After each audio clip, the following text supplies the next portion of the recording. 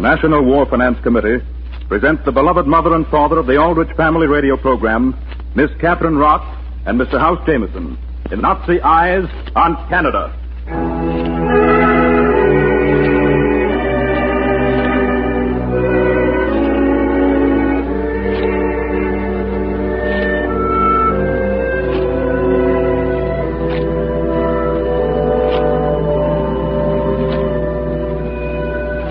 We reveal to Canada how a German spy traveled across this dominion in 1933 and 34. How, under false pretenses, he went everywhere, gaining information, seeking out weaknesses in our strength of arms and national unity, and how he returned to Germany to write a book about us and our rich land, to show the German people what a prize this country would be when one day the Third German Reich could claim Canada as one of its conquered lands. During the past 2 weeks, we have had many inquiries as to whether our story of the Nazi spy was truth or fiction. It was truth. We meant what we said. His book, not yet published in English, but translated as a basis for this program, is titled Zwischen US und dem Pol, From the U.S. to the North Pole. The translators, Duncan and Lyle Cameron of Toronto. The author of that book, the renegade who sold the decent name of his ancestors to the German Geopolitical Institute, the Nazi spy who called himself Colin Ross, has been traced across Canada. If the promise made by Colin Ross to the German people that one day Canada would belong to Germany were to come true, and Canadians should lose their freedom, what would be the fate of your family?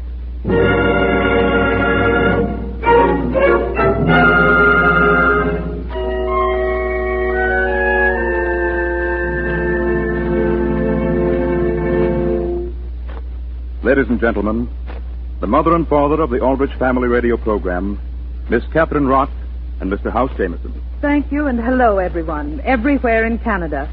I can't tell you how happy we are to be in Canada once again, to do honor to you who have made such a magnificent contribution to the war. I'll tell you of another thrill, Kay. The opportunity to play the role of a man who is actually sitting at his radio right now, listening to it. Indeed it is, House. And I'm to play the role of one of the sweetest women I've ever talked with. A Canadian mother who lives on a ranch out in the foothills of the Rockies. We talked with that family today by telephone so that we might come to know them personally and learn something of their surroundings. May we tell the radio audience about them, Mr. Green? Please do. Well, first of all, the mother, Mrs. Cora Stevenson, came to Canada as a girl from Scotland. Lived in Montreal, then Toronto, and finally in High River, Alberta, where she became chief telephone operator, and where a big, handsome rancher won her heart and took her to live on his ranch in the bend of the Highwood River. She'd never lived on a ranch before, and she's just a wee bit afraid of those great open spaces and of living 17 miles from town. But now she wouldn't trade her home in Alberta for a penthouse apartment on Park Avenue. John Stevenson came to Canada from England when he was a lad of 14. And his first job was planting flowers and potatoes where the Canadian Pacific Station and the Palliser Hotel now stand in Calgary. During the last war, he served 4.5 years with the Alberta Cavalry, much of that time in France. Today, he has a ranch of which any man could be proud, just 8 miles from the Duke of Windsor's famous EP Ranch, with the Rockies as an ever-present background in the western sky. He raises cattle, hogs, and grain as an honorable part in the economic life of wartime Canada. The Stevensons have 3 children. Edward, who will be 14 this month. Eddie rides his own horse, named Pepper, herds the cattle, milks the cows, helps with the branding, and he likes fixing the mechanical farm implements so much that he wishes he were old enough to join the Royal Canadian Air Force as a mechanic or pilot. Winifred is 12, a beautiful girl. I've seen her picture. She rides a horse named Judy, and they tell me she's a magnificent horsewoman. In addition to all she does to help her mother, when branding time comes around on the ranch, she keeps the branding irons hot and passes them over to Eddie and her dad. And finally, there's Rose Marie, a healthy, happy, rosy-cheeked little blonde of 4.5 years. She doesn't ride a horse yet, but there's a promise going around the Stevenson house that when Rose Marie is 5, she can have a pony of her own. She's lovable and friendly, laughing with those big blue eyes, And all day long she's busy asking questions and finding out things. She's the little Rosemary anyone would love to have in their heart and home. And so, there they are. A real Canadian family, whom we shall try to portray as they are today. And as they might be, if Nazi eyes on Canada were to be followed by Nazi feet on Canada.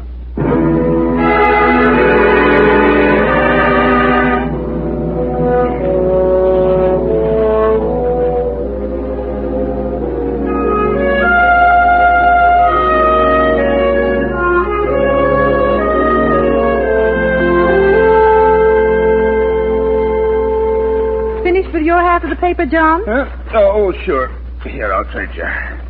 Well, the war news seems to be better the last day or two. Those Russians are wonderful, aren't they? Yes, indeed. The way they've held out at Stalingrad is something to put in the history book. Did you notice those pictures in Life magazine?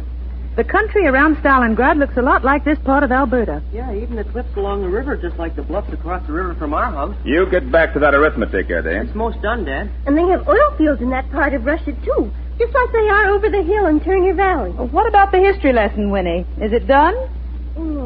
Almost.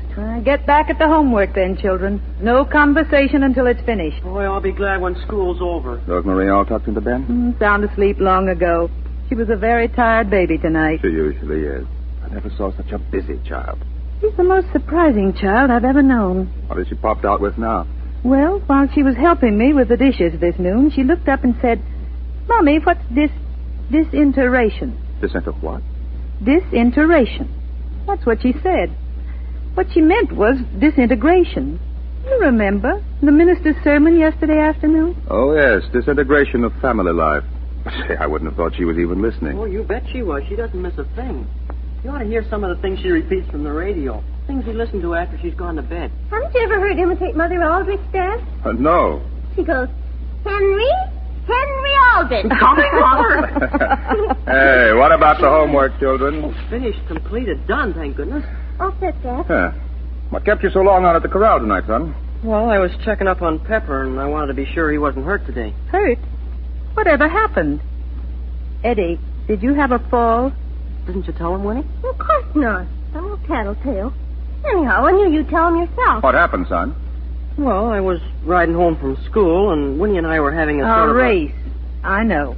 Trying to see whether Pepper or Judy was faster. Well?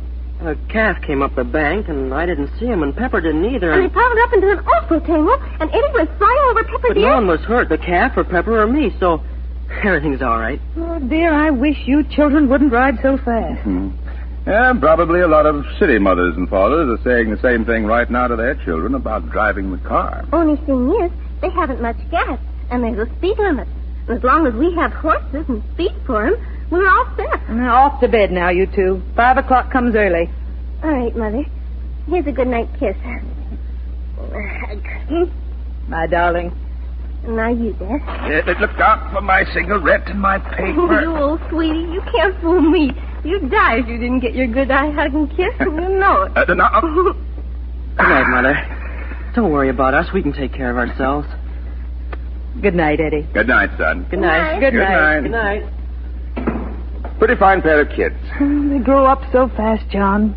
Edward's as big as a man and does a man's work on the ranch. Yeah, and Winnie, anyone from the city would take her to be 15 at least. Seems like it was just a month or two ago when there were tiny things like Rosemary. Don't worry about us, Eddie said. Don't worry about us. We can take care of ourselves. But, John, can they? Oh, I know they can ride. I know they're safe anywhere on the ranch or in the foothills. But are they safe, John? Can they take care of themselves in this crazy world if anything should happen to us? Well, we've done our best for them, Cora. If good Christian training and understanding and love are the foundation of family life, like the minister said yesterday, then we shouldn't have to worry about our children. John, what he said about how the Nazis train their children away from family life, and how they take all the little children in the occupied countries and put them into schools and train them to hate their parents and their religion, history of their country. It's the most vicious thing they've done, I think. Even worse than murder and all the other crimes they've committed. To break up the family, turn the children into soulless little Nazis, makes my blood boil. Oh, thank God we live in Canada, John. It won't happen to Edward or Winnie. Oh, Rosemary. No, Cora, it won't happen here. It can't happen to our children.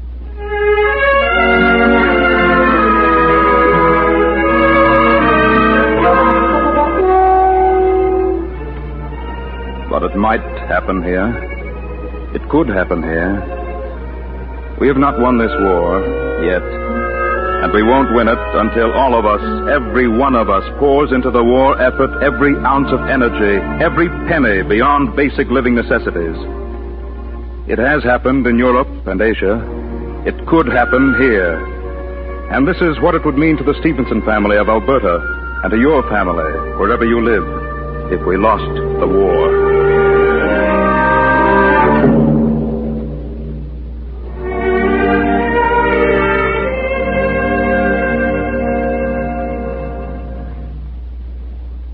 5 years ago, I preached a sermon from this pulpit in which I pointed out the paganism of Nazi philosophy. We little dreamed then, any of us, that in these few years our own world would be shattered, that we would see our armed forces defeated on our own soil. Once again, it was a case of too little and too late. We failed. And I need not list the things in which we failed. Each one of us is convicted in his own heart of the sins of omission that brought about our defeat. We are a subject nation, a people whose conquerors intend to turn us into slaves. This may be the last time we are allowed to worship in freedom in this little church at the gates of the EP Ranch. Listen then to this plea. Resist with all your power every attempt to destroy our faith, our families, and the souls of our children. There must be kept alive within us and within our children the faith of our fathers. Almighty God will show us the way if we have faith, even as he did to the children of Israel. And the Lord went before them by day in a pillar of cloud to lead them the way, and by night in a pillar of fire to give them light. May that light never be extinguished in our hearts. May it never die in this world.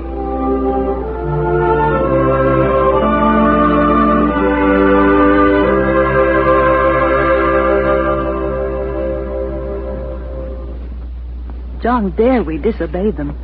Can we somehow keep our children here out of the Nazis' hands? We may not be able to keep them here, but we'll keep them.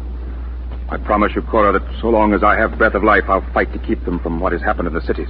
But what can we do? School opened almost a week ago. Sooner or later, they'll come here to find out why Rosemary hasn't attended. She's 10 years old now. We'll go into the hills. Keep on going if we have to, into the very heart of the Rocky Mountains. I've talked it over with some of the others. We'll move the families first and do it by night. Then we'll slip back and gradually drive the cattle from ranch to ranch up into the hills until there isn't a living thing left in the Highwood River country. Can it be done, John? Is there any way to escape them? They'll hunt us down, kill us like they did those people in Manitoba. Quiet. Listen. A car. It's the Germans. Must be. No one else is allowed to drive one. Thank God the children are away on their horses. I wouldn't be too sure if I were you. That looks like the three of them in the backseat of the car. What's happened, John? Where are the horses? How did those Nazis get their hands on our children? Steady, Cora, steady. They're all right. They're not hurt anyway. Rosemary, Winifred, Eddie. It's all right, Mom. Rosemary, darling. It's the first time I've had a ride in the car in years and years, Mommy. And we went so You fast. excuse me. My name is Dresser, Ludwig Dresser. I presume I'm addressing Mr. and Mrs. Stevenson? You are? If you don't mind, I'd like an explanation of why my children came home in your car. Well, there has been an unfortunate misunderstanding. I'm sorry. The fact is, we have found it advisable to patrol certain areas of this country with cavalry, somewhat like your late lamented mounted police. And we've had difficulty in obtaining a sufficient number of horses. The horse population seems to have suffered a sudden decline, or could they have been hidden in the hills? At any rate, a party of our troopers came across your 3 children mounted on magnificent animals. They purchased the horses, and at that moment I came along and gave your children what you call a lift, that's all. Did you sell the horses, son? No, Dad, they took them at the point of their guns and gave us as money. That's not money. I've seen that before. Only the Germans can buy with it. They use it to pay Canadians, but won't let us spend it. It would perhaps be wiser to be more cautious in your statements, Mr. Stevenson. Eddie, your right arm. What's happened to it? It's broken. Young man, be quiet. Winnie, what happened? What did they do to Edward? Winifred, why didn't you speak to me? One of the German troopers. When he dragged me off my It was a mistake, Mrs. Stevenson. I assure you no harm came to the young lady. It was merely that one of the troopers was so overcome by Miss Winifred's beauty as you wouldn't believe. Your son misunderstood his intentions and was unfortunately injured. Why, you filthy rat, I'll break every bone in your... If you wish your wife to live, you'll be quiet, Stevenson. This trooper will continue to point it at your wife until we are ready to leave. If you make one false motion, you understand. Mommy, make them go away. I hate them. I could kill every German in the world. Be quiet, Rosemary. You will all listen to what I have to say, and you will do what you are told. Stevenson, you will be fined 1/4 of your cattle for that remark you made a moment ago. And deliver those cattle to the railroad within 12 hours. I shall have troopers here to make sure you do it. Mrs. Stevenson, this son of yours is valuable to us at the moment for the work he can do on this ranch.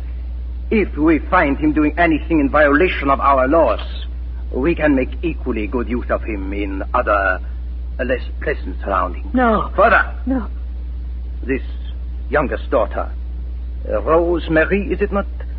Will report without fail at the school tomorrow morning. No. If I'm not mistaken, she will soon revise her opinion of the German. No, I'll not let her... No, be silent.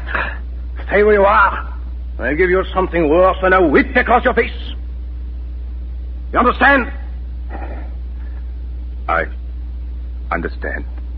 Now then, as to your other child, we do not want Miss Winifred to be subjected to another such unhappy experience as she had today.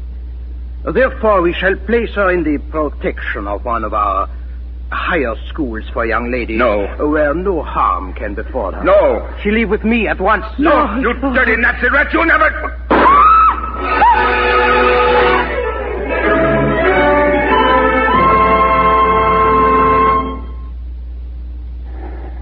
Cora. John, thank God. What happened? What did they do? You leaped at the German. The trooper shot you. I've had a horrible dream that they shot you, like he threatened. Be quiet, John. You must rest. No. Get some sleep. You must tell me what happened. Winifred They took her away, dear. He said she would be a hostage for our good behavior. And Eddie? Did they take him? No. They made him deliver the cattle they demanded. He was at the schoolhouse to ride home with Rosemary. Then you sent her this morning. Every morning. For over a week, John. You've been unconscious so long, dear. There's no doctor anymore. Oh, John. John, what have we done? Steady. Steady, darling. We'll find some way. Somehow, we'll have our family together again.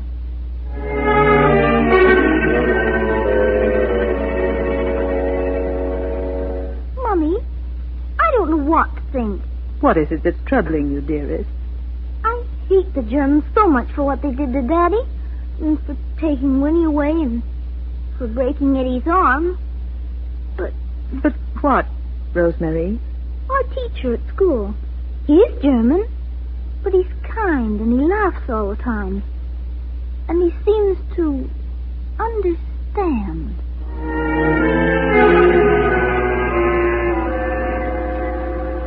Mummy, why did they teach us lies in the school before the Germans came? They didn't, darling. They taught only the truth. How could they when what we're taught now is the truth? And the teacher can prove it's the truth.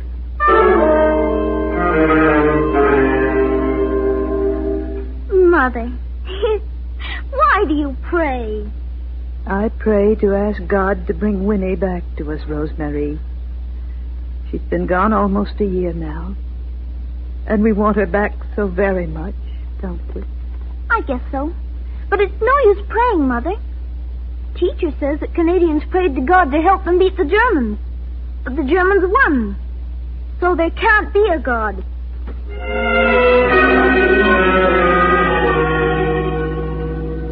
Mother, please don't kiss me again. It is a sign of weakness and silly sentiment. What have they done to you, my baby? You will please not refer to me again as a baby. I am a child of the state. Next year I will be 12 and old enough to enter the Special Youth Corps of the German Overseas Empire.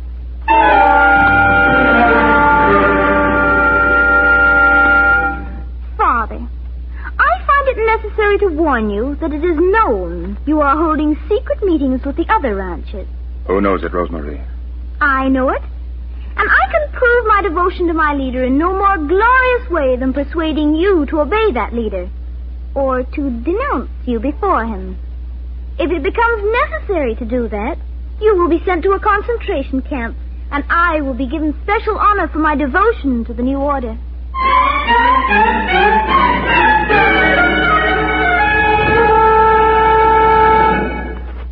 John, I couldn't believe it. I didn't want to believe what I saw happening. I know, dear. She's not our little Rosemary any longer. Same lovely face. Same golden hair. Everything the same. Except her mind and her heart. Steady. It's a Nazi heart now, John. A cold, strange Nazi heart that hasn't any room for us or love. Steady, Mother, steady. Maybe it'll work out. Maybe she'll come back to us someday. It'll never work out, John. I know it.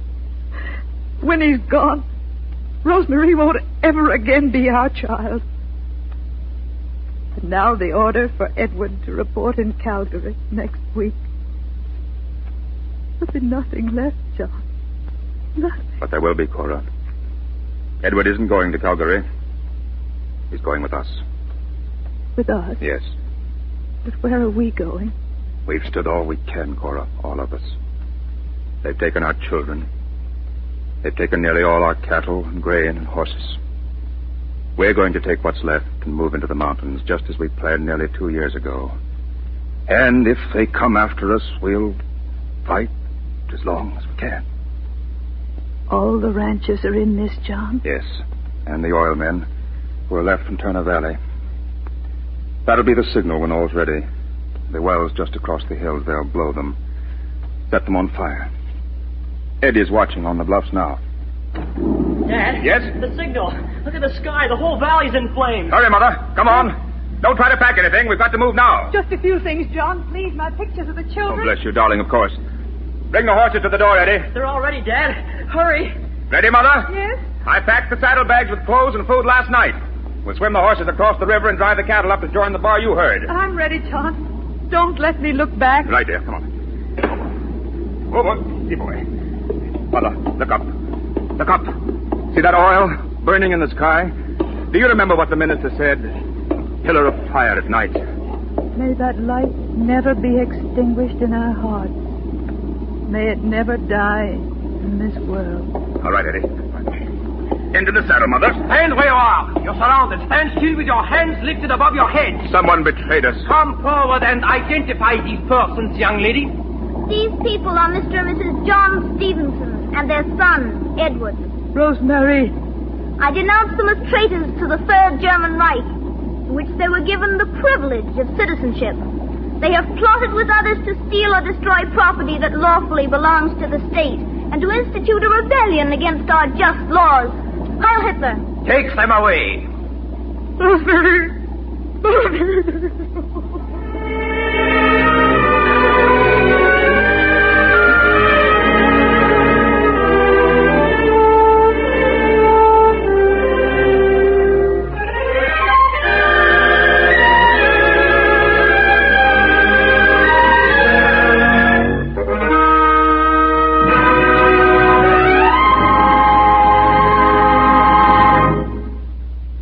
I have been asked by the Honorable J.L. Ilsley, Minister of Finance, to express to you, Miss Catherine Rott and Mr. House Jameson, his appreciation and that of the people of Canada for your magnificent performance tonight in the interests of a better understanding of the ideals for which we fight.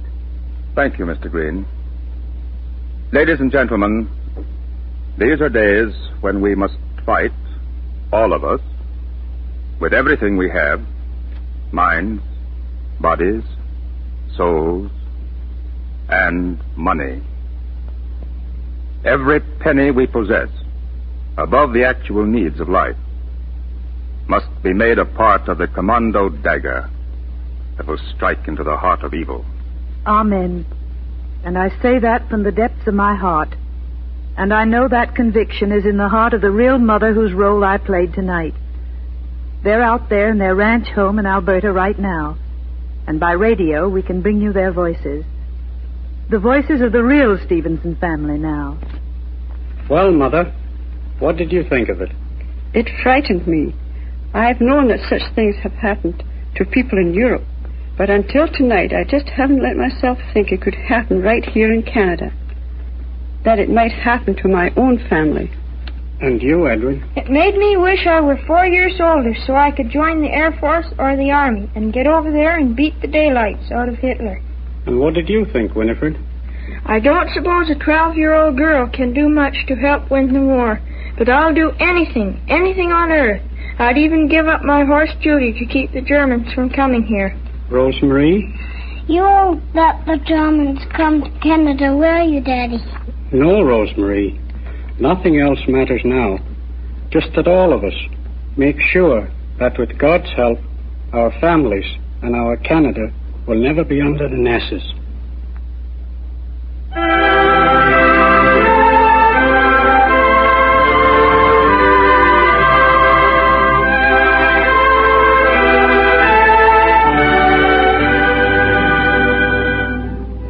The story we have heard tonight was based on two indisputable truths: the revelations of the Nazi spy who called himself Colin Ross, and on authenticated stories of what has happened in the occupied countries of Europe, countries that were spied out and written about by that same Colin Ross who spied upon us in Canada.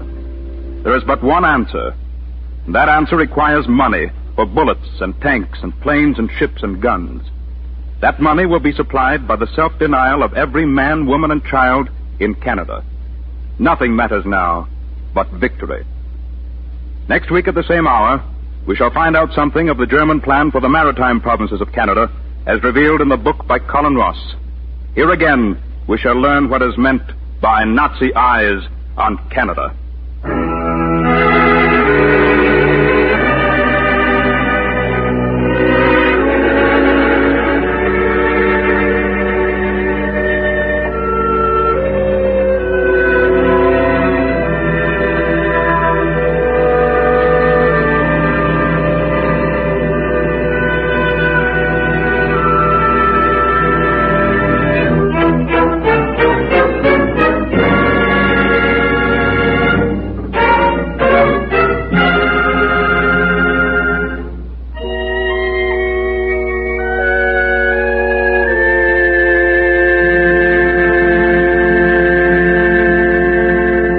Catherine Rott and Mr. House Jameson appeared on tonight's program through the courtesy of the Aldrich Family Radio Program. The production was under the direction of J. Frank Willis. This is the Canadian Broadcasting Corporation.